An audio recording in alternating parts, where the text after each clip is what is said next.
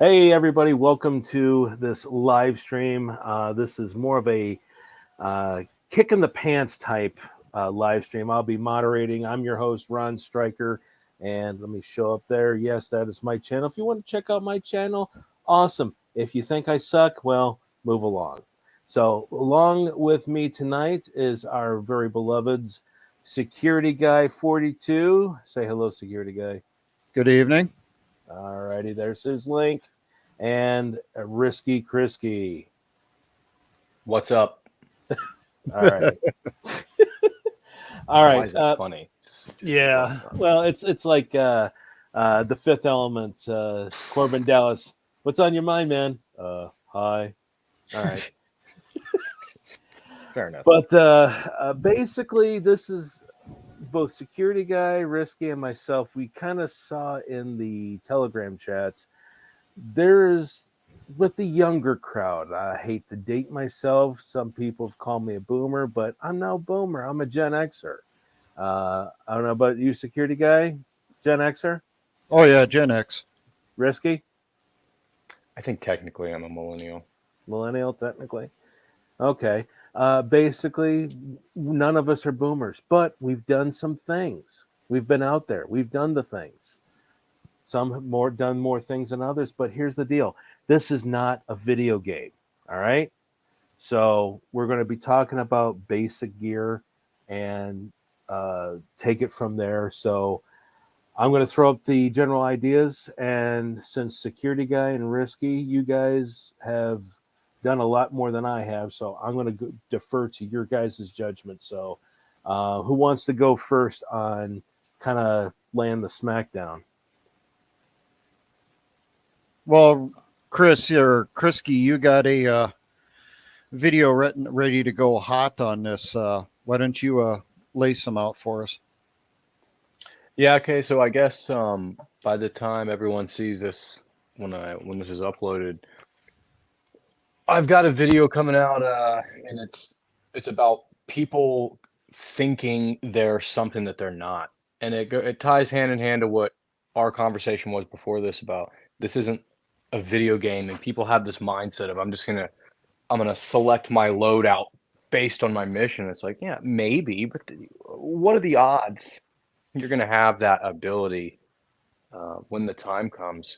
And assuming you do have control over that, that's just gear at the end of the day. So what we're really doing is we're worried more about like the minutia of the cool parts of it. Like I'm gonna have this part of my battle belt, and I'm gonna have this thing on my rifle, or I'm worried about it being 2 inches longer or shorter. And it's like people are getting carried away. Not saying you don't get to choose now, like what you buy, but but assuming that I'm gonna get this because I saw some Navy SEAL had it, or I have to have a pistol belt, and I have to have a plate carrier, and I have to have a ballistic helmet because I see this on a YouTube channel or in this game or this movie. And it's like, okay, how are you implementing this? Under what circumstances do you need this? What realistically are you going to face as a civilian just preparing for a disaster or a worst case scenario?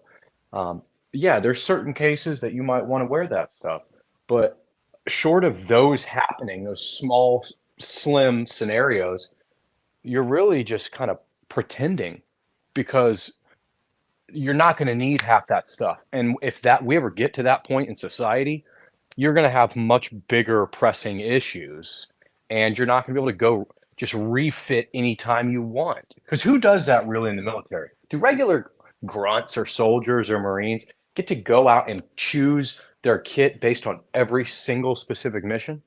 Generally speaking, they don't. Special operators get to do that, right? And even at that, who's doing it every single mission? It's more or less like Delta Force and SEAL Team 6, those kind of elite units. So to assume we're just going to have this plethora of kit to choose from all the time, and like, what are we going to do? Refit in our mom's basement in between missions? Like, what are we even talking about? If something happens, you better be able to fit all of your crap in one bag, because unless you just somehow overnighted totes full of your gear to some operating base in Fantasyland, like that's not how this is going to work. You need to beware of the man with one rifle, right? That's what you need to be as this armed prepared civilian. Get one piece of kit, get the most generalistic, good enough risk versus reward rifle and setup, and master that, and then sort of fine tune how that best works for you. Don't worry about having 10 different setups. It's just you're wasting time. And if you're serious about preparing, you're focusing on the wrong things.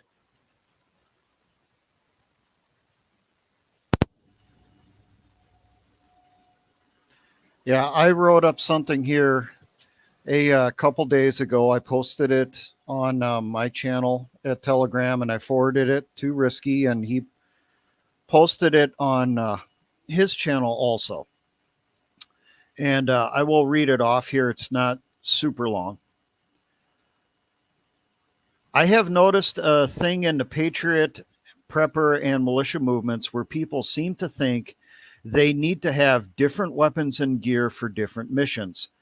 Hate to break it to you, but when the stupid happens, what you got is it.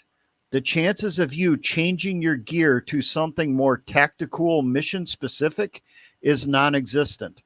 What you will have with you in the field is what you will wear for that recon, regardless of length, that sniping mission, that ambush, that IED mission, that raid, and that prisoner snatch.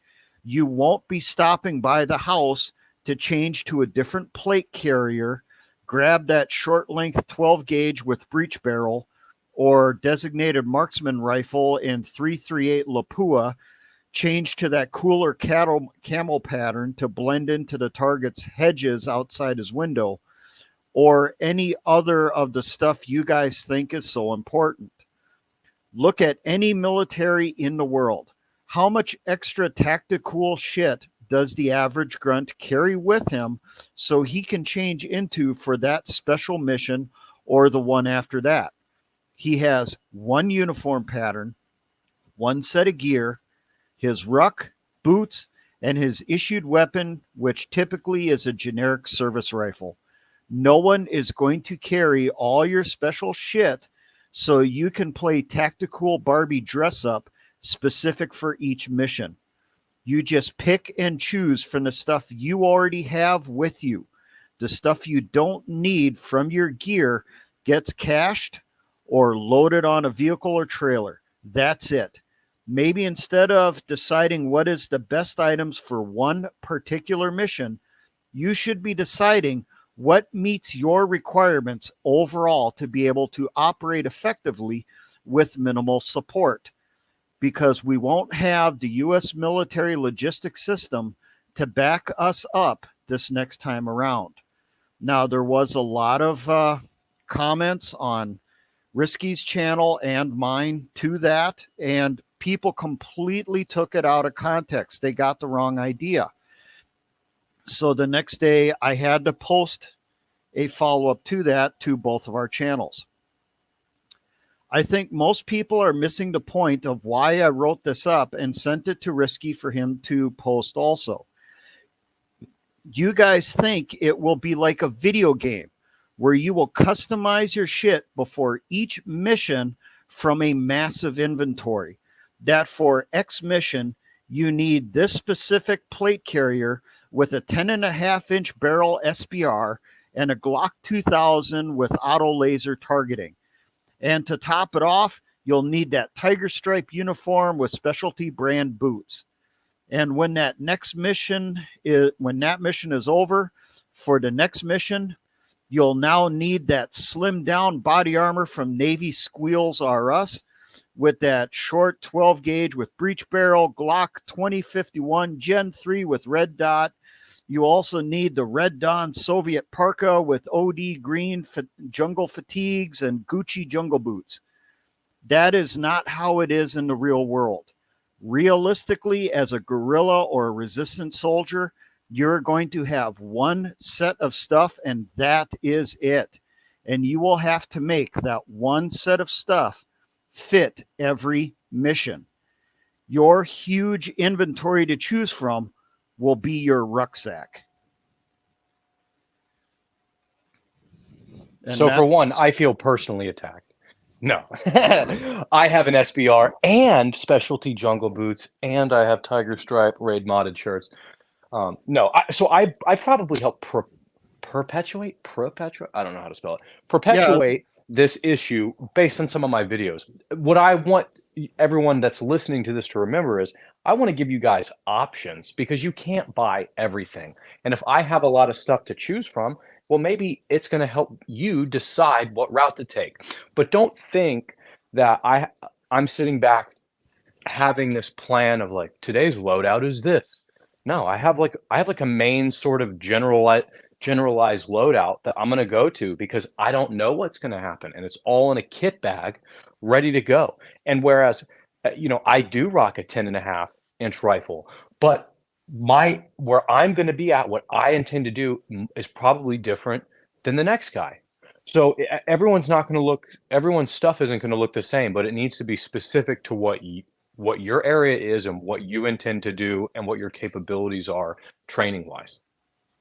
agreed. And I think that is a problem that people have when they look at our channels and other channels. They see all these different models of stuff, and they get the idea in their head that they have to have an example of every one of those and swap it out for every mission. That's not why we're showing you the stuff. We're showing you examples of the types of things that are out there so that you choose what works best for you in your area with the group that you are going to be with and what your anticipated operations are going to be. It's going to be different everywhere, and different camo patterns work in different areas. The camo pattern that'll work in the Southwest United States, the desert patterns, will not work in the Southeast of the United States in the swamp areas. What works in the swamp areas will not work in the Northeast of the United States, up in the forests and in the mountains. Choose what works for you in your area, and what you choose needs to fulfill as many requirements, as many different missions as possible, because you are not going to get the opportunity to stop somewhere and change out to something else for that next mission. What you have with you is it. The only time that's going to get changed is when it wears out. Maybe there's a chance that whatever SHTF style scenario that happens, we'll be defending our neighborhoods, right? And so we may be able to live out of our houses if we have a nice enough community around us of like-minded individuals that we're not having to hide from our neighbors, right? So we can form some sort of neighborhood defense. And then, yeah, maybe you have your plate carrier and your 3 magazines on it and your battle belt, and you go and do rotating shifts and you're able to talk back to your family. But that's really probably not going to happen. And that's one small possibility out of a plethora of possibilities. So is that something that could happen? Sure. Yeah. So maybe have a plate carrier if you can afford it and all that. But maybe you live in a more condensed populated area. So maybe that plate carrier and a way out is very important to you, and having a ballistic helmet that you can throw on in a car so your whole family's armored up as you leave is important to you. But sitting there and chastising someone else who might live in a swampy area of Florida and doesn't rock lights on their rifle, and they run a slick M16 style rifle and they look like something out of Vietnam, well, what are they intending on doing? If they're going to be out in the middle of the swamp, that's probably not a bad, setup for them. So getting ahead of ourselves and judging other people based on their kit or perceived lack of the good kit or right kit, we're missing out because everyone's budget's different and everyone's situation is different. The fact that we have kit and we're here and we're trying to get better and we understand that something bad potentially is on the horizon, that should outweigh all of this. And we should come together as free-minded, patriotically motivated citizens of this country. And we should put all this other shit aside and say, okay, how do we support each other? How do I get to know my neighbor so that they know somebody else and they know somebody else, and then we can form regional nodes that are just sort of like the hive mind, and we can operate without a head so that they can't cut it off. Exactly.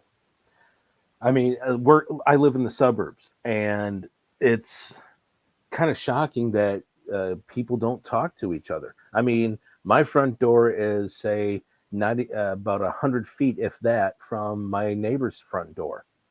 We don't, I mean, we're getting new neighbors next door, and when things settle down, I'm going to try and introduce myself. But at the same time, we don't talk. The other neighbors don't know. I've lived in this neighborhood for 20 some years. I don't know the people down the street. They've never come down to talk to me, and I'm guilty of it too. I haven't made the gumption to go down and talk to them. So I don't know if they're going to be helpful in if shit goes down sideways, or vice versa.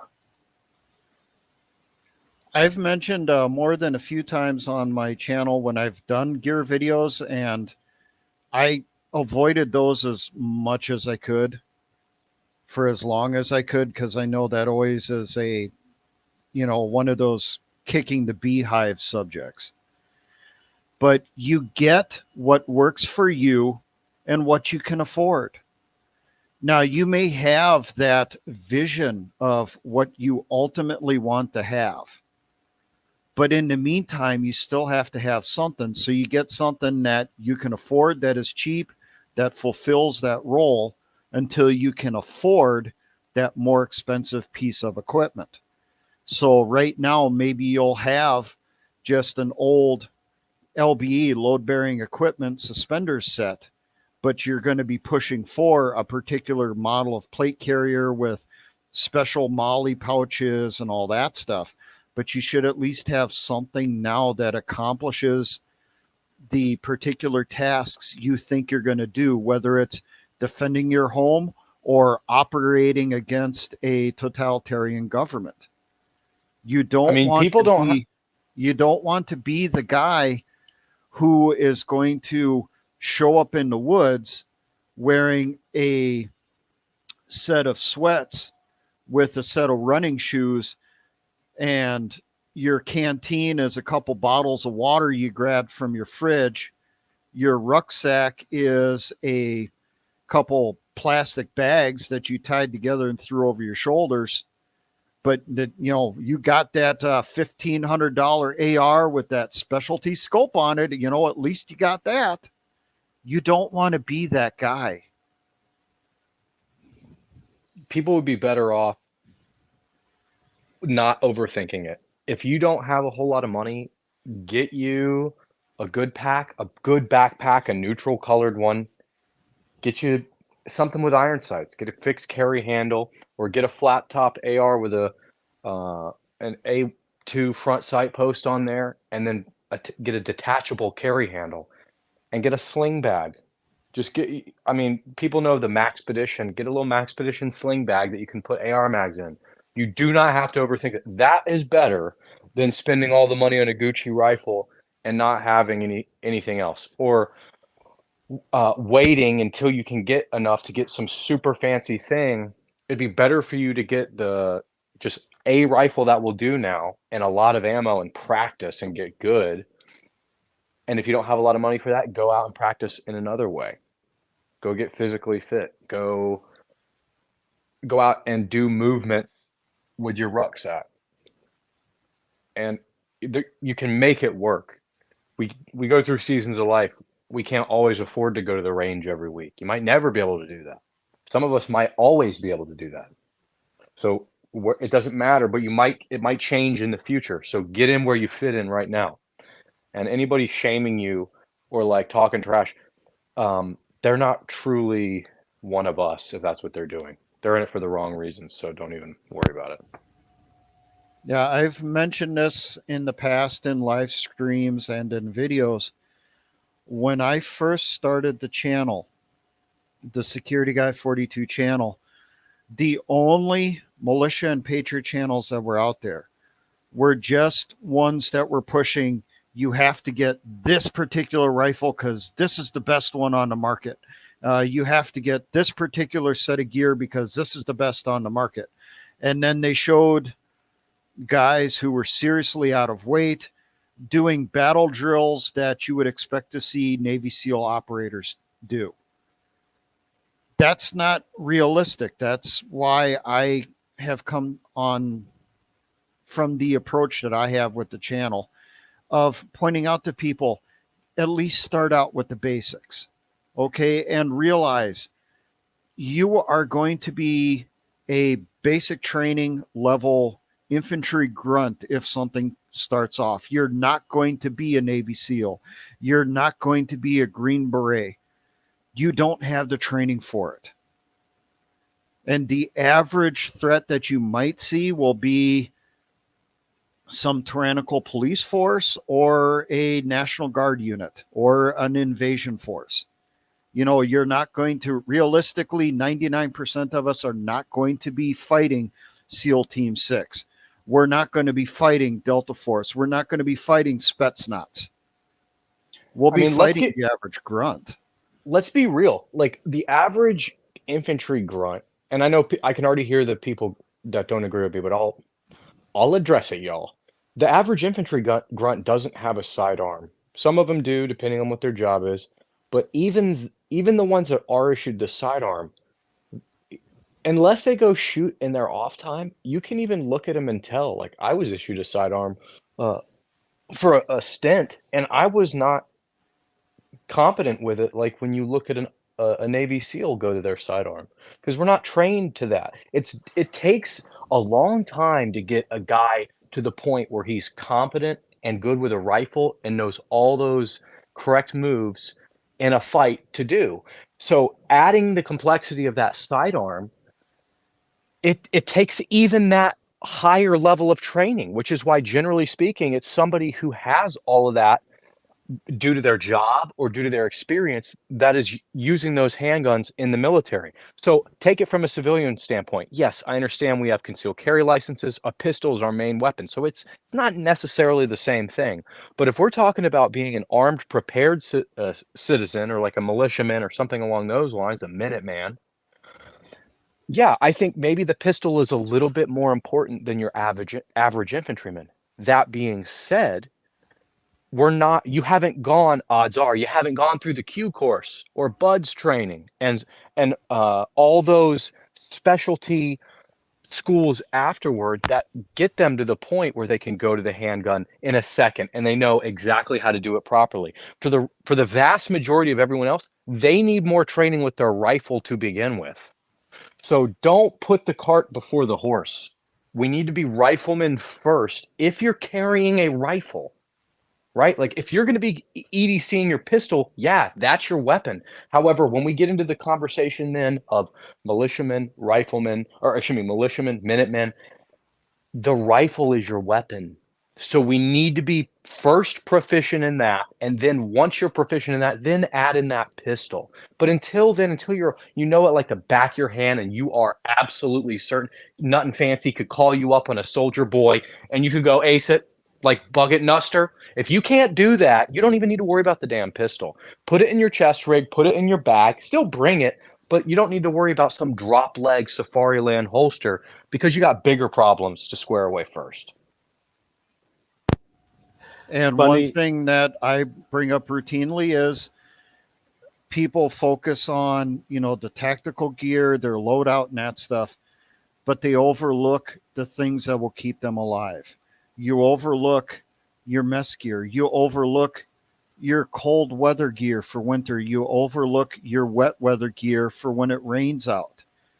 Don't forget that stuff either, people. That is just as important because you're going to spend more time just trying to survive the elements and the terrain and the insects than you will spend engaging an enemy. You know what I tell people? When they act like they're squared away, I say, okay, cool. Now show me where your toothbrush is. And then they always fail it. They say, toothbrush. I say, how long are you going to be gone, dude? A week? How's that layer of film on your teeth going to feel? You think about that one? No, they don't think about it. But you look at a guy who's been out there and he's got a little travel size one with the handle chopped and it's duct taped to the end of a spoon with a lighter on it. And you're like, okay, you know. Yeah. So I turned on my mic a little late. I want to revisit the rifleman first theory. And before we started this, Risky, Security Guy, and myself, we were talking about the ever popular AR versus AK debate, the SKS, the Moist Nugget. You know, what rifle is the best rifle? It's just the best rifle out there is the one you have. And before I got into any of this, now I'm going to chime in on this. Before I started getting into this, I asked several people that were in the military, that were in the sandbox, if you will, and asked them, what rifle do you recommend? And most of them were saying, well, back when I was in Afghanistan or when I was in Iraq, the best rifle out there was the AK. Okay. And I investigated the AKM platform, and there is no standardization to the point of will tolerances of, say, a bolt fit into a bolt carrier of a different manufacturer. There is no standards. So, Risky or Security Guy, if you notice that, I know Security Guy, in one of your videos, you're going with the trusted G3 platform. The reason I'm going with the G3 is because it is a flat shooter.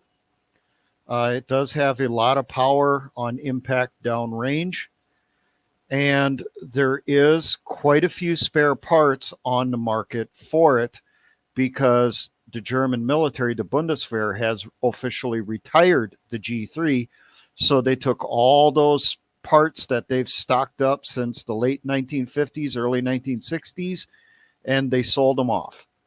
And that's the main reason why I went with that.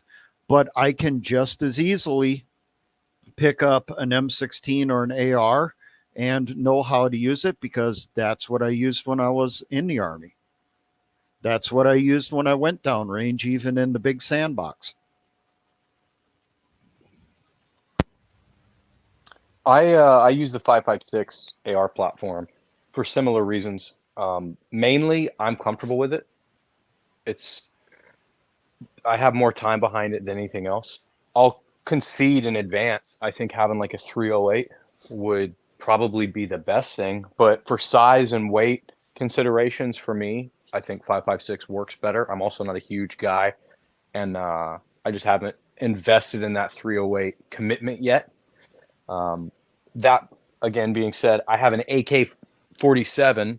Technically, it's the 47. A lot of guys don't like. They say AK. This one's an AK-47. I got my PSA one, and I love it. It makes me feel like a gangster. However, if I break a piece on this, I can't go down to one of a dozen pawn shops within 20 miles and get another bolt for it or something. Right? It's just not going to work. And that's the main contributing factor. If we have a problem here in the United States, our government is going to contract out and people will be producing 5.56. That will still continue. So I will more than likely maintain access to it. I suggest everyone stockpile as much as you can. I mean, if you have AK, pattern rifles and a lot of ammo and extra parts, like that's cool if that's what you're going to do and you know how to work on them. I don't think anyone's going to mess with you if you know what you're doing. But if you don't know or you're like questioning, maybe that's a sign. If you're questioning it, if you don't know without a shadow of a doubt, maybe go with something that's more popular, only not to fit in, right? But only because it's logistically simpler and easier. One thing I like with the G3 platform, the one that I have, it's an actual Century Arms C308. Granted, it's not the highest quality there is on the market, but I personally haven't had issues with my particular rifle. It is chambered in 308, which means I can use civilian 308 ammunition as I come across it, or I can go to that knocked out patrol vehicle that has a 240 or an M60 on top. I can grab a couple belts and I can de-link that 7.62 NATO and feed it through my rifle, no problem. And I want to add to all the newbies out there, do research and basically know the difference between 223 Remington and 5.56 NATO, as well as the 308 Winchester to the 7.62 NATO. Those the NATO calibers were pretty much basically based upon the American equivalents, except for 9mm. With the 5.56, it has higher pressures than the 223, and it's just the opposite with the NATO and 308. The 308 is a higher pressure than the 7.62 NATO. So, folks, if you are new, you don't have the tools of the trade, you have the funds to get them, research first. But as a just a word of advice, the NATO, know your calibers pretty well, and know and do some Google videos of epic fails of guns when they fail. Yeah, it's sometimes like it is in the Bugs Bunny cartoons, and sometimes disastrous for the operator of that weapon. Hey, security guy, I know this is random, but you have a video on like a battle rifle squad or platoon or battle rifle company, don't you? Or am I mistaken? Organization wise, yes, I wrote up just a battle rifle squad I format want to years explore ago. that with you and Bug Out, maybe in a similar type venue as this. I think that'd be a good topic. I could see that. It's not my idea. It's actually an idea that I heard from Mark Kernke at Liberty Tree Radio, something that they've experimented with in the Michigan militia. I just took it and I came up with an actual organization, how it might fit inside a platoon, how they would support each other, and that type of stuff on missions. Yeah, that's pretty cool.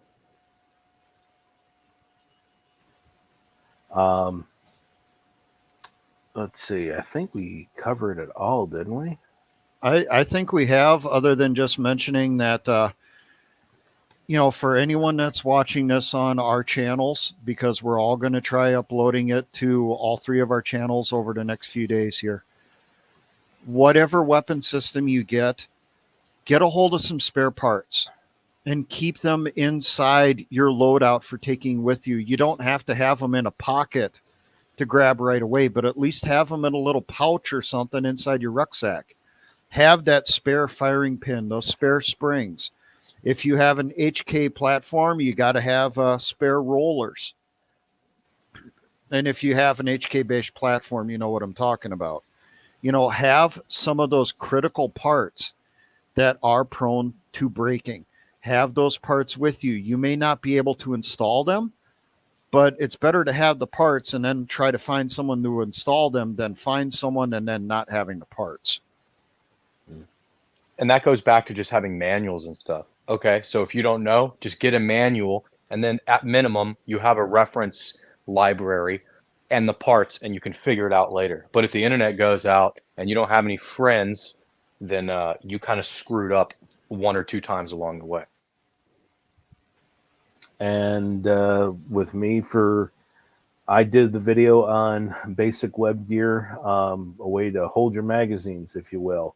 The little icon on my channel has the guy with multiple pouches of magazines. So whatever you get, if you have the money for Alice, the Alice web gear, fine, go with that.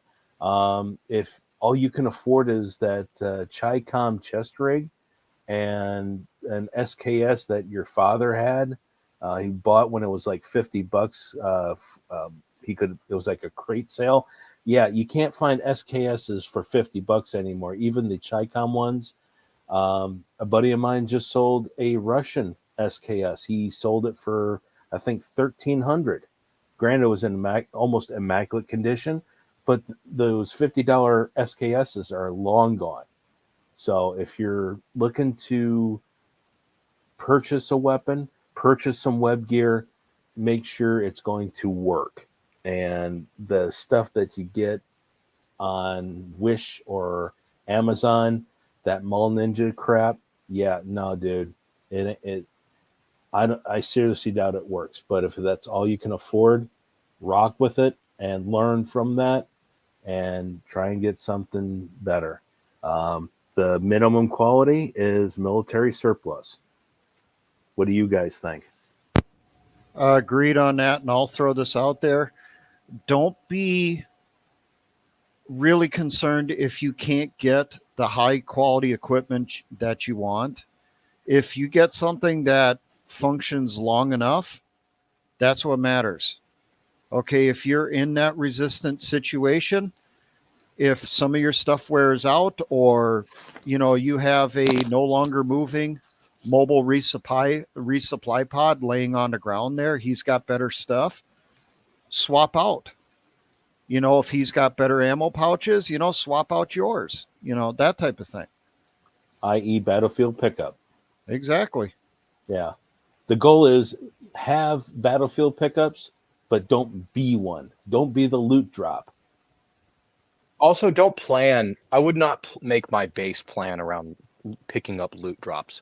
Get something like what Ron said. Military surplus is the bare minimum standard.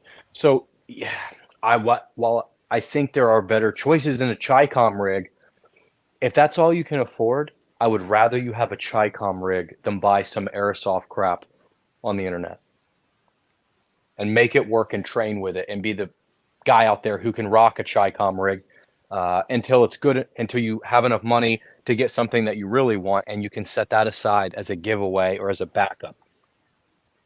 Yeah.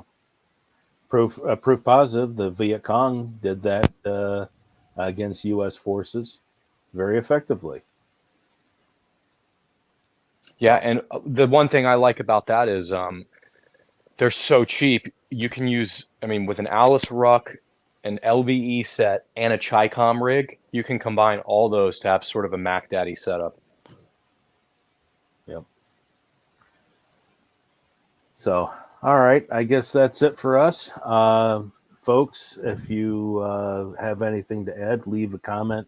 But for the most part, this is for the newbies out there and the kids who think this is a video game. I stress this is not game. This is not a video game. This is not playtime. You're going to be, if you're playing anything, you're playing with your lives and the lives of your family. Because I guarantee you this: if things do go down, you are either caught, you're either captured or killed. The opposing force will find out who your family is and dispatch your family toot sweet. Security guy, Risky, what do you think? I agree. Yeah, I don't have anything else. You hit it. Okay. All right. So there you go, folks. Take care, everyone, and have a good night or day or whatever. Have a good one.